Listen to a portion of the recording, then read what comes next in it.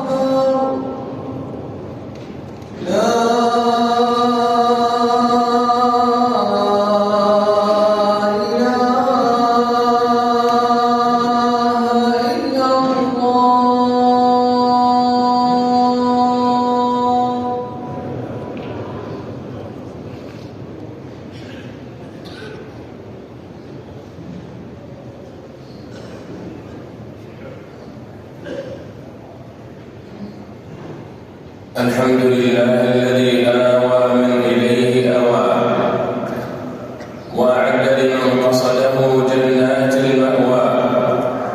أشهد أن لا إله إلا الله وحده لا شريك له على العرش استوى، وأشهد أن محمدا عبده ورسوله ما ضل وما غوى، وما ينطق عن الهوى إن هو إلا بلغ الرسالة وأدى الأمانة ونصح الأمة وأمر بالتقوى، صلى الله وسلم عليه وعلى آله وصحبه ومن تبعهم بإحسان ونهى النفس عن الهوى. أما بعد، فإن خير الحديث كلام الله المنزل، وخير الهدي هدي محمد بن عبد الله المفضل، وشر الأمور محدثاتها،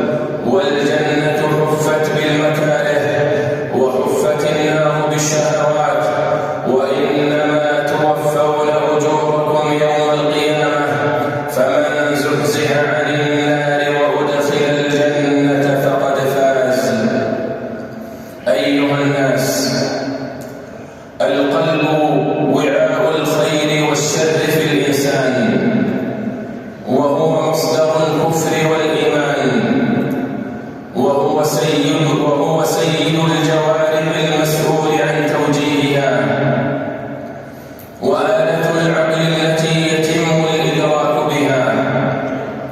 بصلاحه تصلح الأجساد والأبدان، وبفساده تفسد الجوارح والأركان.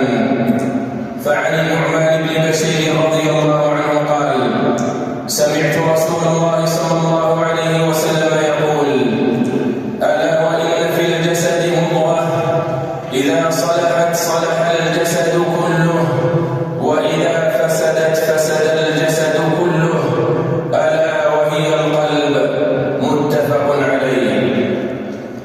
عباد الله، القلوب مكمن الإرادة والاختيار، وهي مناط التكليف والاختيار، وهي مناط التكليف والاختبار، وعليها مدار قبول الأعمال والحساب ومضاعفة الثواب والعقاب. عن عمر بن الخطاب رضي الله عنه قال: قال رسول الله صلى الله عليه وسلم: إنما الأعمال بالنيات، وإنما لكل امرئ ما نوى. متفق عليه. فالنية وسيلة لمضاعفة الأجر، وقد أثاب الله على النية في الخير ولم يؤاخذ بها في الشر.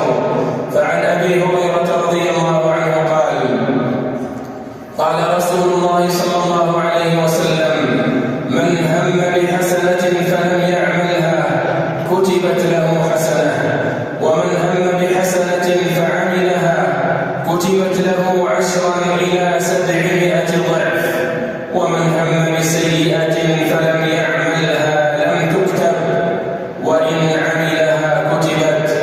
رواه مسلم. والنية شرط في قبول الأعمال، وشرط في المؤاخذة عليها. قال تعالى: وليس عليكم جناح فيما أخطأتم به، ولكن ما تعمدت قلوبكم، وكان الله غفورا رحيما. أيها الناس، القلوب سريعة التقلب والتبدل، كثيرة التغير والتحول. فعن المقداد بن الأسود رضي الله عنه قال: لا أقول في رجل خيرا ولا شرا حتى أنظر ما يختم له، بعد شيء سمعته من النبي صلى الله عليه وسلم. قيل: وما سمعت؟ قال: سمعت رسول الله صلى الله عليه وسلم يقول: لقلب ابن آدم أشد انقلابا من القدر إذا اجتمعت غلياء. رواه أحمد. فما سمي الإنسان إلا لنفسه، ولا القلب إلا أنه يتقلب. عباد الله، ويمتحن الله القلوب عند الفتن والمحن والابتلاءات. فمن كان فيما بينه وبين الله في داخل نيته التي لا يطلع عليها إلا الله صادقا مع الله، ثبته وأسعده في الدنيا والآخرة. قال تعالى: يثبت الله الذين آمنوا بالقول الثابت في الحياة الدنيا وفي الآخرة، ويضل الله الظالمين، ويفعل الله ما يشاء. فيا مصرف القلوب، صرف قلوبنا إلى الطاعات، ويا مقلب القلوب، ثبت قلوبنا إلى الممات. والقلوب عباد الله بين أصبعين من أصابع الرحمن يقلبها كيف يشاء.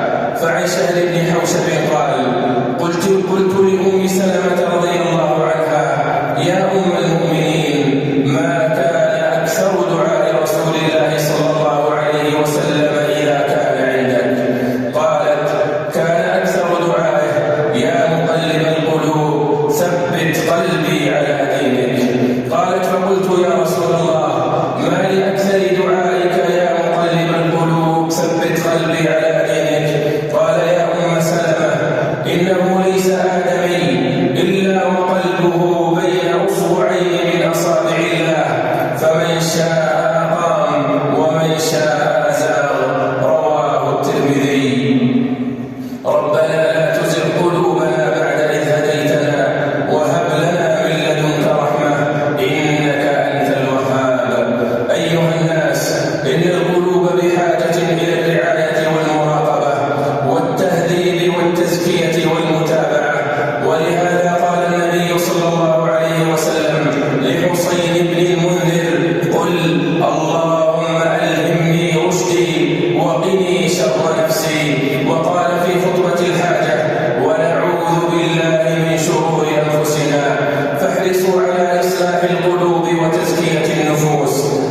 أصلح باطنه أصلح الله ظاهره، ومن أصلح سريرته أصلح الله علانيته. فعن أبي هريرة رضي الله عنه قال قال رسول الله صلى الله عليه وسلم: إن الله لا ينظر إلى أجسادكم ولا إلى صوركم ولكن ينظر إلى قلوبكم. رواه مسلم. فانظروا رحمكم الله إلى ظواهركم فأصلحوها، وإلى بواطنكم فطهروها، واصدقوا مع الله يصدقكم الله، وتفوزوا بسعادة الدنيا والآخرة. يا أيها الذين آمنوا اتقوا الله وكونوا مع الصادقين. بارك الله لي ولكم في القرآن العظيم، ونفعني وإياكم بما فيه من الآيات والذكر الحكيم. أقول ما تسمعون وأستغفر الله فاستغفروه إنه هو الغفور الرحيم.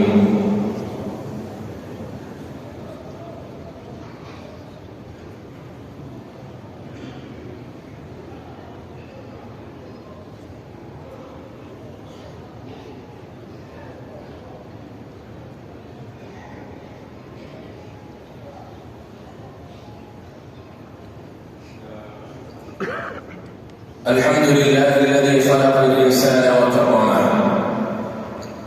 ومنحه العقل فشرفه وفضله، ووهبه الإدراك فكلفه وعلمه، فسبحان من سواه وعدله، وتبارك الله أحسن الخالقين.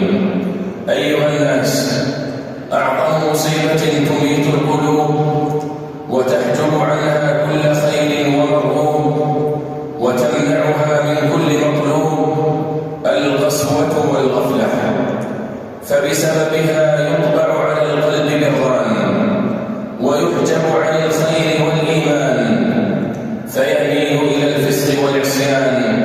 قال تعالى: واعلموا أن فيكم رسول الله لو يطيعكم في كثير من الأمر لعنتم ولكن الله حبب إليكم الإيمان وزينه في قلوبكم وكره إليكم الكفر والفسوق والعصيان أولئك هم الراشدون.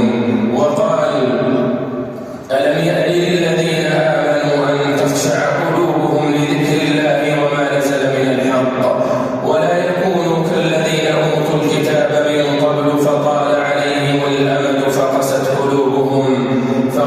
قلوبهم وكثير منهم فاسقون. عباد الله، إن القلوب لا تمرض وتموت وتصلب فتقسو قسوة فتصير مثل الحجارة الصم أو أشد قسوة. قال تعالى: ثم قست قلوبكم من بعد ذلك فهي كالحجارة أو أشد قسوة. وإذا جفت القلوب وقست فإن طريق التأثير والموعظة إليها مسدود، ولن تستجيب للعلاج ولن تقبل الهدى ولن تذعن للحق ولن تقبل الهدي ولن تذعن للحق. قال تعالى: أفرأيت من اتخذ إلهه هواه وأضله الله على علم وختم على سمعه وقلبه وجعل على بصره غشاوة فمن يهديه من بعد الله أفلا تذكرون.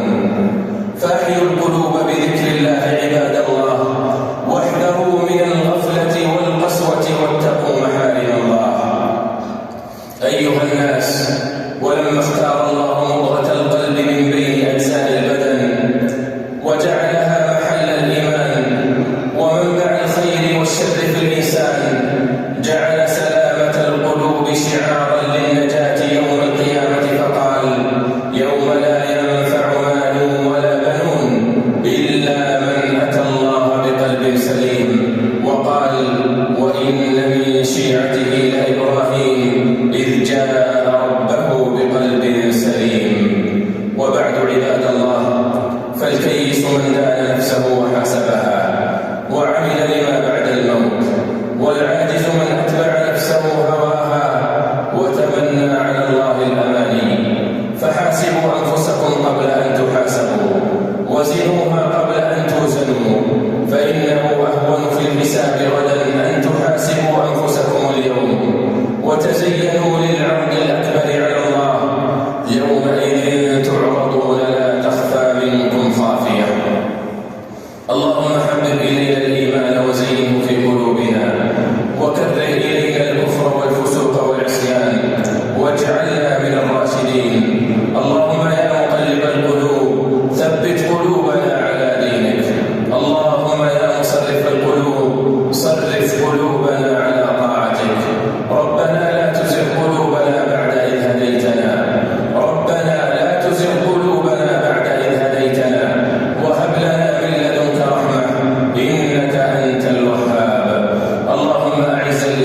والمسلمين وانصر عبادك الموحدين واجعل اللهم هذا البلد آمنا مطمئنا وسائر بلاد المسلمين.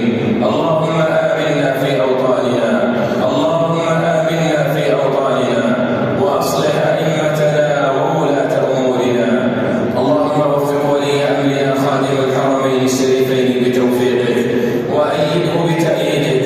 اللهم ألبسه ثوب الصحة والعافية يا رب العالمين. اللهم وفقه وولي عهده لما تحب وترضى يا سميع الدعاء. اللهم تقبل منا إنك أنت السميع العليم وتب علينا إنك أنت التواب الرحيم. اللهم صل على محمد وعلى آله وصحبه أجمعين.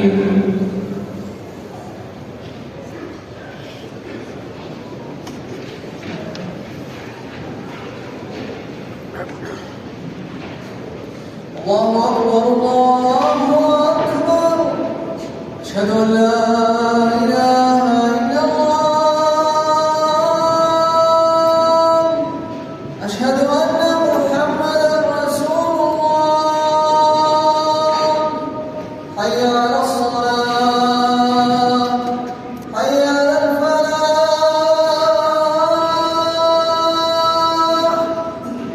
قد قامت الصلاة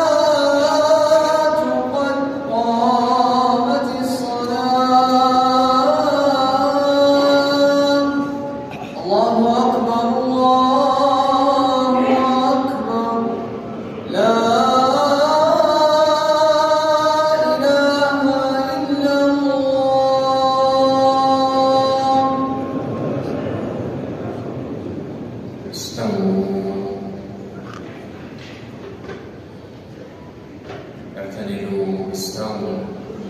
الله أكبر. الله أكبر. الحمد لله رب العالمين الرحمن الرحيم مالك يوم الدين إياك نعبد وإياك نستعين اهدنا الصراط المستقيم صراط الذين أنعمت عليهم غير المغضوب عليهم ولا الضالين.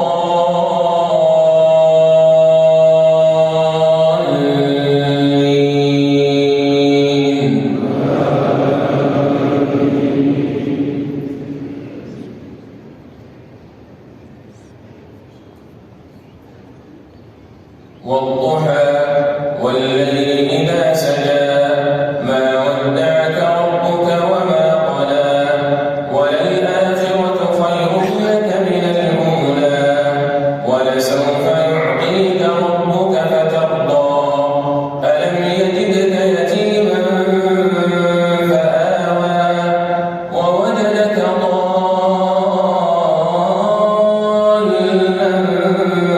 فهدى ووجدك عائلا فأغنى فأما اليتيم فلا تقهر وأما السائل فلا تنهر وأما بنعمة ربك فحدث. الله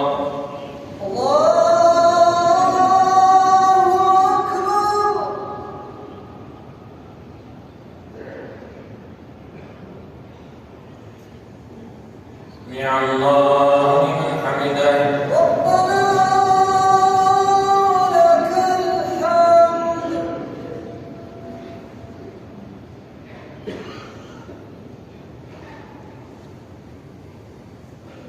الله أكبر. الله أكبر.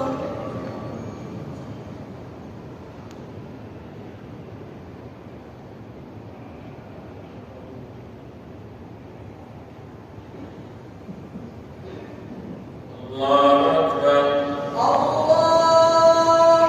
أكبر.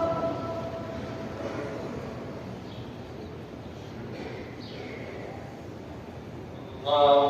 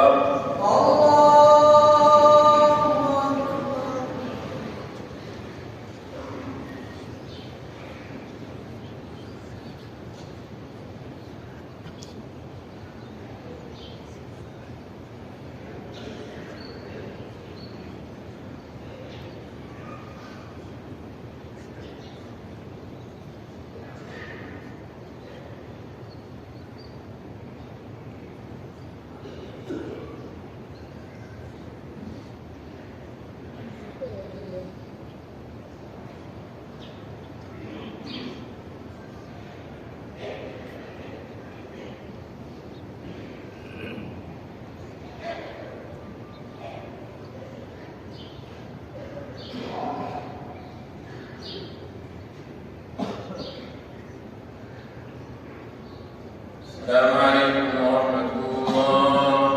السلام عليكم ورحمة الله. السلام عليكم ورحمة الله.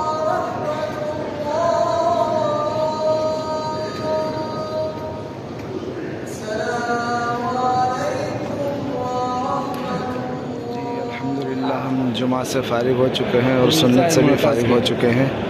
देखिए तकरीबन नमाज़ ख़त्म होने को 10-15 मिनट हो चुका है और अभी भी लोगों की भीड़ देखिए, लोग ख़त्म नहीं हो रहा है, निकलते जा रहे हैं, निकलते जा रहे हैं। माशाअल्लाह माशाअल्लाह।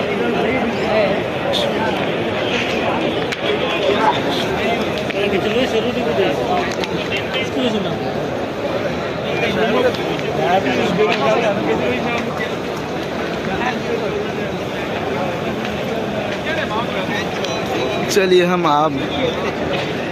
आपको हमने नमाज भी सुना दी, अब हम वीडियो ख़त्म करते हैं।